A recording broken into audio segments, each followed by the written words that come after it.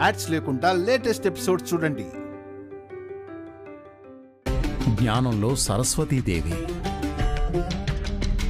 కోపం వచ్చిందా? కాళికాదేవి.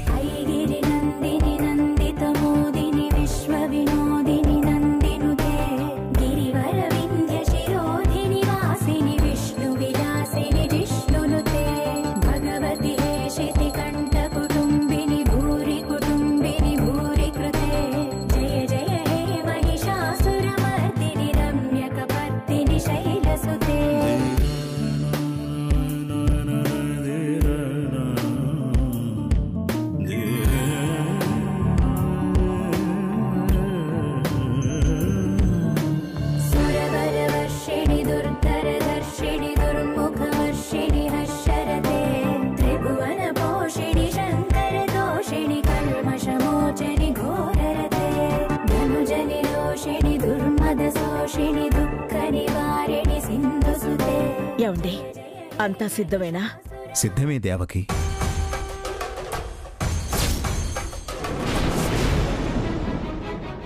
ఏమండి,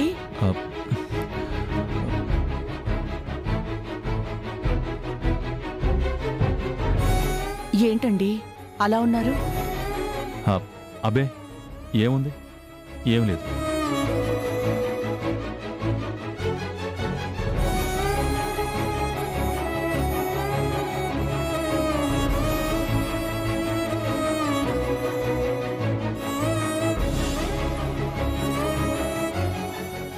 మావయ్య, టీ తీసుకోండి.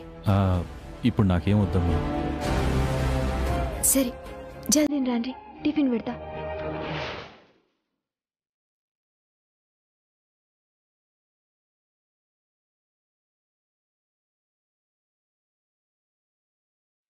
గదేంది ఫోటో లెక్కుంది?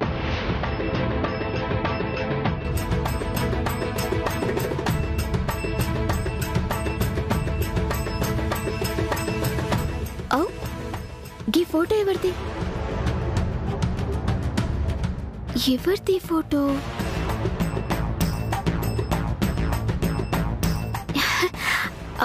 ఆయన చిన్నప్పటి ఫోటో లెక్కుంది. వాడిది కాక ఈ ఇంట్లో చిన్నప్పటి ఫోటో ఇంకెవరిదుంటుంది?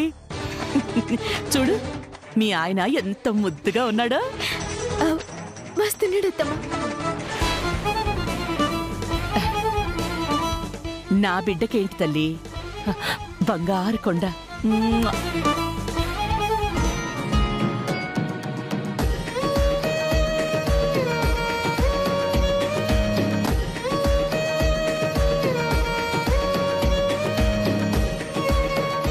రా తల్లి, ఇన్ని సంవత్సరాల నిరీక్షణకు సమాధానం దొరకబోతుంది. ఘడియ ఘడియకు లెక్కించుకుంటూ ఎదురు చూసిన ఆ ఘడియ రాబోతుంది.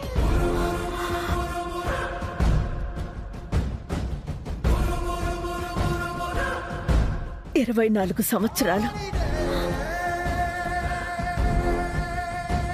నేను పారేసుకున్న నా కన్న పేగు కోసం ఎదురు చూస్తూనే ఉన్నాను. ఏ జన్మలో ఏం పాపం చేశానో, ఏ తల్లిని క్షమించని విధంగా కడుపున మోసిన బిడ్డని కళ్ళారా చూసుకునే అదృష్టాన్ని నాకు లేకుండా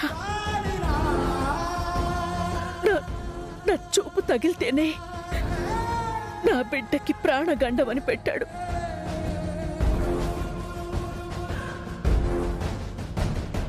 నా బిడ్డ కోసం ఎదురు చూసి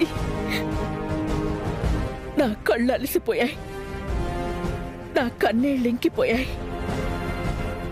ఇన్నేళ్ళు నడిచే శవంలా బ్రతికాను. పొత్తిళ్లలోనే బిడ్డని దూరం చేసుకున్న దురదృష్టవంతురాల్ని నేను.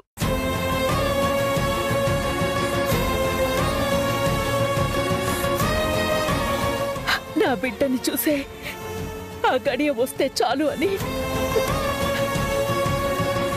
ఏళ్లుగా ఎదురు చూస్తూ చావలేక బ్రతుకుతూ వచ్చాను. ఆ ఘడియలు వచ్చాయో లేదో చెప్పండి. అలాగేనమ్మా.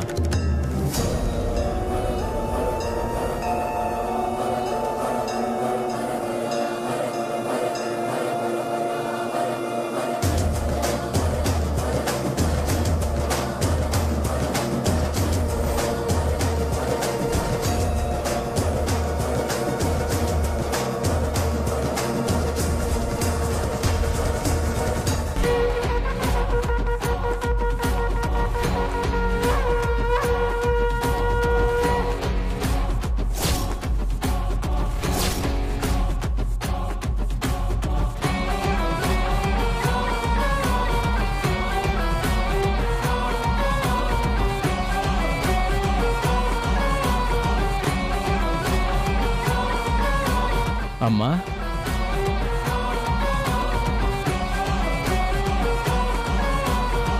అమ్మవారి కుంకుమ పెట్టుకోండమ్మా. నీ నుదుటిన తాకిన కుంకుమ నీ రాతను మారుస్తుంది.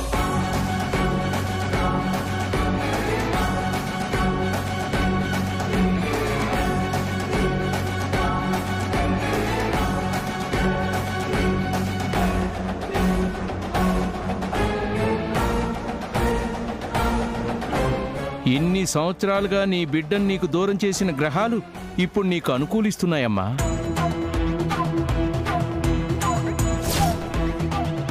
నీ బిడ్డను నీకు దగ్గర చేసే ఆ శుభగడియలు మొదలయ్యాయమ్మా.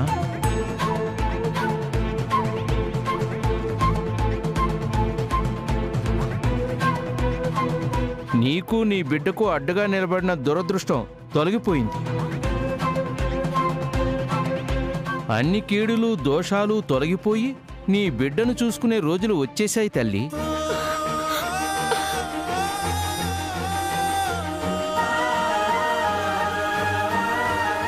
దేవకి, ఇన్నాళ్ళు నువ్వు చేసిన పూజలు ఫలించాయి.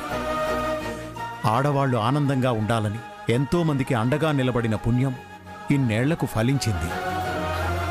మన బిడ్డని కళ్ళారా చూసుకునే అదృష్టాన్ని ప్రసాదించిందమ్మా. అదృష్టం వచ్చిందే కాని ఎప్పుడో దూరమైన వాడు ఇల్లు వెతుక్కుంటూ వచ్చేస్తాడో ఏంటి? అయినా తనేమైనా తప్పిపోయాడా? మైక్లో అనౌన్స్ చేయగానే ఎవరో ఒకరు తెచ్చివ్వడానికి. మంజరి,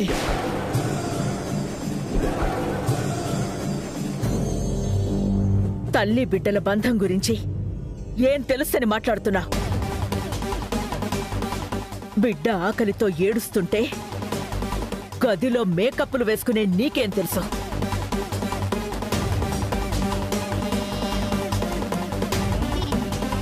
సరిగ్గా డ్రెస్ కూడా వేసి పంపించని నీకేం తెలుసు? పిల్లల్ని నవ్విస్తూ బిడ్డలతో గడపడం తెలియని నీకేం తెలుసు?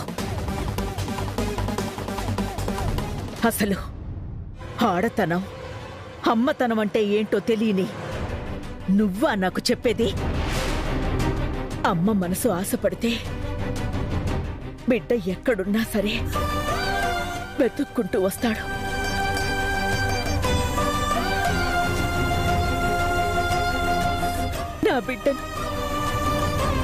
నా బిడ్డ వస్తాడు.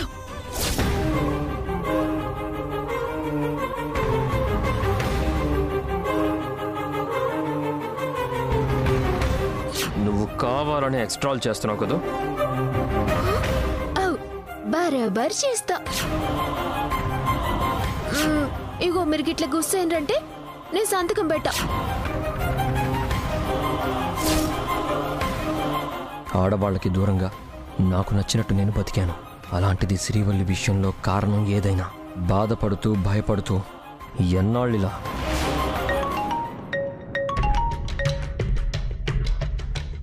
హలో. హాయ్ సామ్రాట్, ఎలా ఉన్నావు? పర్వాలేదురా, నువ్వెలా ఉన్నావు? ఏంట్రా వాయిస్ డల్గా ఉంది? ఒంట్లో బాలేదా? మనసు బాగోలేదు.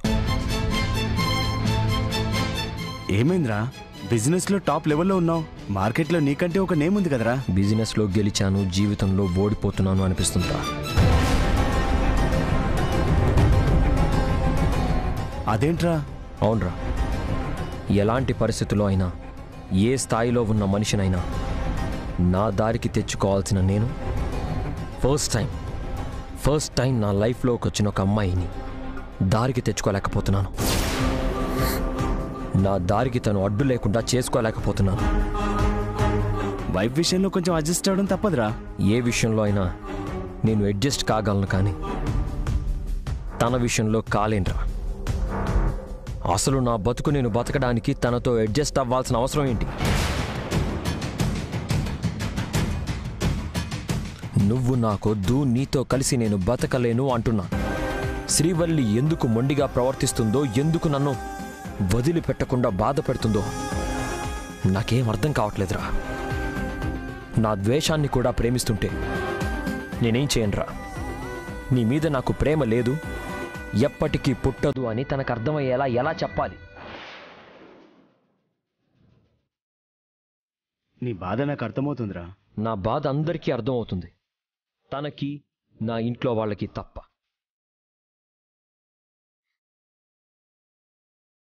నేను వద్దనే కొద్దీ తను కావాలి అనుకుంటుంది. దానివల్ల నాకు తన మీద ద్వేషం పెరుగుతుంది, కానీ తగ్గడం లేదు. తనకి ఎలా చెప్పాలో అర్థం కాక నేను మౌనంగా ఉంటే అది మార్పు అని భ్రమపడుతుంది. పోనీ తనతో కలిసి బతకాలని నువ్వెందుకు అనుకోకూడదు? అనుకోలేనురా. శ్రీవల్లితో కలిసి బతకాలన్న ఆలోచన కూడా నాకు రాదు. తనంటే నాకు ఇష్టం లేదు. తనతో కలిసి బతకడం అనేది ఎప్పటికీ జరగదు. అది ఫిక్స్. ఉంటాన్రా, బాయ్. సరేరా, బాయ్.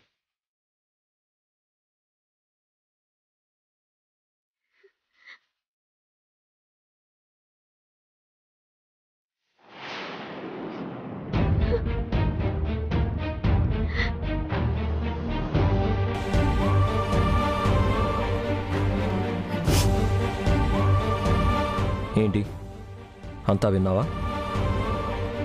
నీకు చెప్పినా అర్థం కావట్లేదు కాబట్టే ఇలా బయట వాళ్ళకి నా బాధ చెప్పుకోవాల్సి వస్తుంది. నీకెలా చెప్తే అర్థమవుతుంది శ్రీవల్లి? నాకు నువ్వంటే ఇష్టం లేదు. నీతో కలిసి బతకడం అనేది ఎప్పటికీ జరగదు.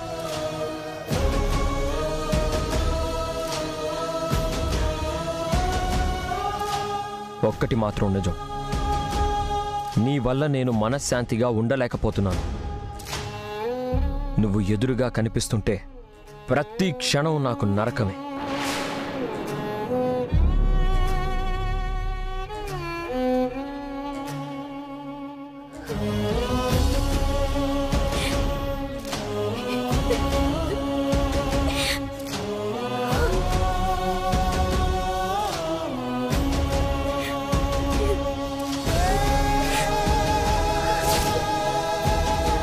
శ్రీవల్లి ఎందుకు మొండిగా ప్రవర్తిస్తుందో, ఎందుకు నన్ను వదిలిపెట్టకుండా బాధ పెడుతుందో నాకేం అర్థం కావట్లేదురా. నీ మీద నాకు ప్రేమ లేదు, ఎప్పటికీ పుట్టదు అని తనకు అర్థమయ్యేలా ఎలా చెప్పాలి?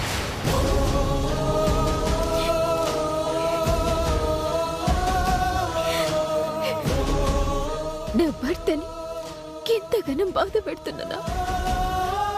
నా వల్ల ఆయన గంత నరకం అనుభవిస్తుండ్రా.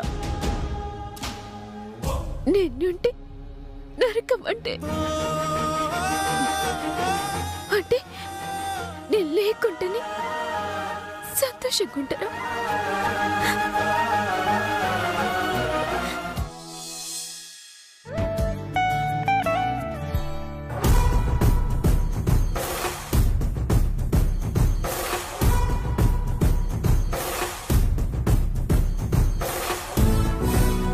ఇది ఇంత ఫ్రెష్గా కనిపిస్తుందంటే ఇది హైబ్రిడ్ టొమాటో. ఎక్కువ మోతాదులో యూరియా వాడారు. బలం తక్కువ, పైగా 2 రోజుల్లోనే కుళ్ళిపోతుంది.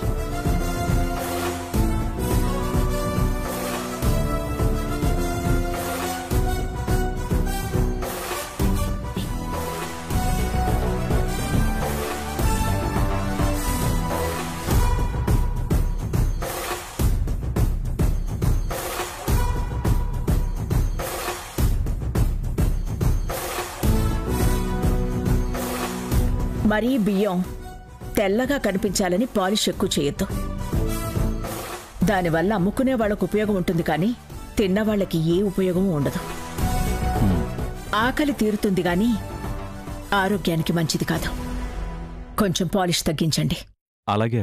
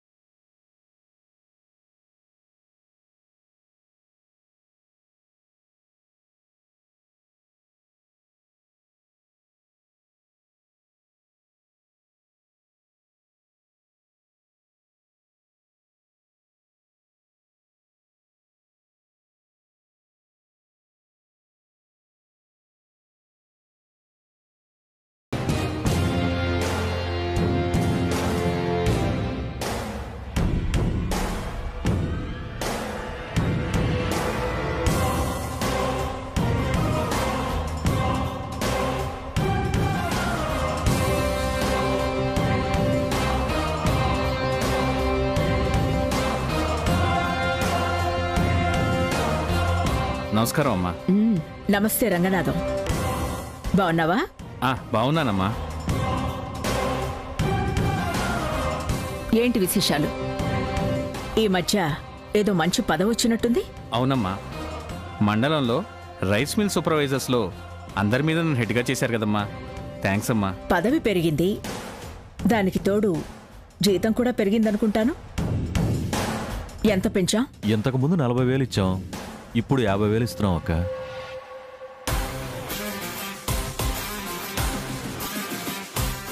అంటే స్థాయి పెరిగింది, జీతము పెరిగింది. గుడ్. అవును, ఈ మధ్య నే విన్నది నిజమేనా? ఏం విన్నారమ్మా? మీ ఆవిడకి విడాకులిస్తున్నావట. అవును మేడం. పెళ్ళై ఎంతకాలమైంది? 2 ఏళ్ళయిందమ్మా. సమస్య ఏమిటి? సమస్య ఏం లేదమ్మా, ఒట్టి మొద్దుమోహం. ఏదో మామయ్య కూతురని చేసుకున్నాను. ఆ విషయాలన్నీ పెళ్లికి ముందు తెలీదా? తెలుసు మేడం. అప్పుడు మా పెద్దోళ్ళంతా కలిసి నాకు అంటకట్టారు. 2 ఏళ్లు కాపురం చేసి ఇప్పుడు నువ్వు ఆ అమ్మాయికి విడాకులిస్తే పాపం ఆ అమ్మాయి పరిస్థితి ఏంటి? ఏం కాదులే మేడం. దాని పెడమొహానికి మా మామయ్య ఎవరినో ఒకరు తెచ్చి కట్టబెడతాడు. నీతో జీవితం అనుకుని ఇప్పుడు మరొకరితో కలిసి ఆ అమ్మాయి ఎలా బ్రతుకుతుంది? అలవాటైపోద్ది మేడం. నిన్నటి దాకా నాతో ఉంది, రేపు గంతకి దగ్గ బొంద ఎవడో వస్తాడు, వాడితో ఉంటుంది. పుట్టిళ్ళు మర్చిపోయి అత్తింట్లో ఉండే ఆడోళ్ళకి అదేం పెద్ద కష్టం కాదు మేడం.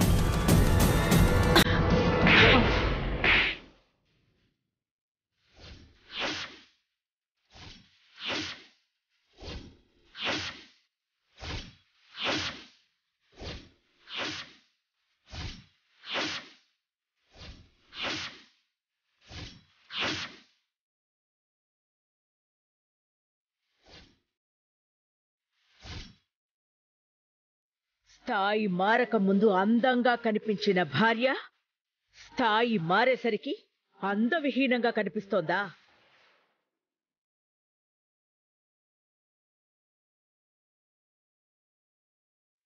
చదువు రాకపోతే భార్యగా పనికిరాదు. ఆ పల్లెటూరి అమ్మాయి కష్టంలో నీకు అందం కనిపించడం లేదా? ఏమన్నా? పుట్టింటిని మర్చిపోయి మెట్టింటిలో కలిసిపోయిన ఆడదానికి ఏదీ కష్టం కాదా? ఏయ్, పుట్టింటిని ఏ ఆడది మర్చిపోదురా? అత్తింటి బాధ్యతల చాటున పుట్టింటి జ్ఞాపకాలు దాచుకుని చాటుగా చూసుకుంటూనే ఉంటుంది.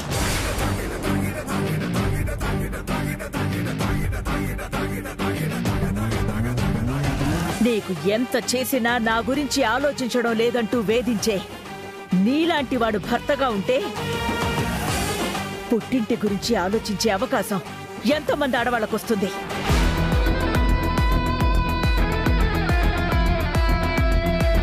నీ వంశాన్ని నిలబెట్టి నీ ఇంటి పేరు సమాధి కాకుండా కాపాడే నీ భార్యకి నువ్విచ్చే విలువ ఇదా? ఇంతకాలం నచ్చిన భార్య ఇప్పుడు నచ్చడం లేదంటే అందుకు కారణం నీ స్థాయి పెరగడం, నీ జీతం పెరగడం, అంతే కదా?